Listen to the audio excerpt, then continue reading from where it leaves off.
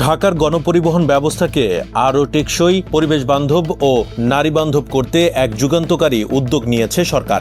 রাজধানী জুড়ে শীঘ্রই চালু হতে যাচ্ছে 200টি বৈদ্যুতিক বাস বা ইভি বাস, যার মধ্যে 100টি বাস বিশেষভাবে নারীদের যাতায়াতের জন্য বরাদ্দ রাখা হয়েছে। মঙ্গলবার তেজগাঁওয়ে বিআরটিসি আয়োজিত মহিলা বাস সার্ভিস কার্যক্রমের শুভ উদ্বোধন অনুষ্ঠানে সড়ক পরিবহন ও সেতুমন্ত্রী শেখ রবিউল আলম এই ঘোষণা দেন।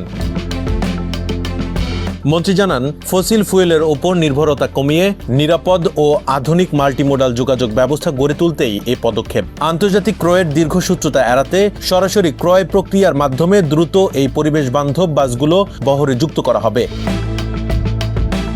বর্তমানে নারীদের জন্য 14টি বাস 13টি রুটে চালুর উদ্যোগ নেওয়া হয়েছে। এর মধ্যে ঢাকা শহরের 10টি রুটে চলবে 10টি বাস, যার মধ্যে 9টি দ্বিতল বাস।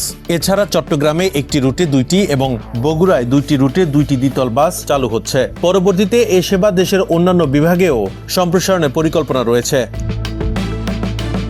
অনুষ্ঠানে মন্ত্রী জোর দিয়ে বলেন, দেশের জনসংখ্যার প্রায় অর্ধেক নারী। রাষ্ট্র বিনির্মাণ ও অর্থনীতিতে তাদের ভূমিকা অনস্বীকার্য। তাই বাসে ওঠানামা থেকে শুরু করে প্রতিটি ধাপে নারীদের জন্য নিরাপদ যাতায়াত নিশ্চিত করা রাষ্ট্রের অন্যতম দায়িত্ব।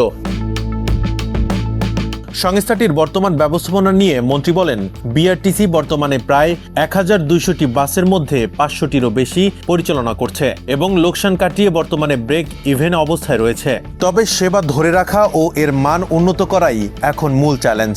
অতীতে চালু হওয়া অনেক উদ্যোগের মতো এই বাস সার্ভিস যেন কিছুদিন পর বন্ধ না হয়ে যায়, সেজন্য তদারকি জোরদার করার আশ্বাস দেন সংশ্লিষ্টরা।